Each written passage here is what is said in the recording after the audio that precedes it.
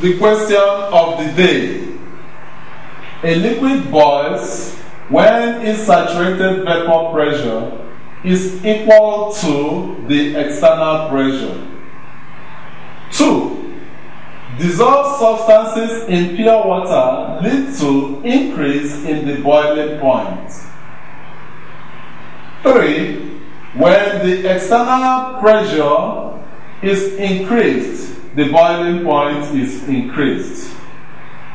4. Dissolved substances in pure water decreases the boiling point.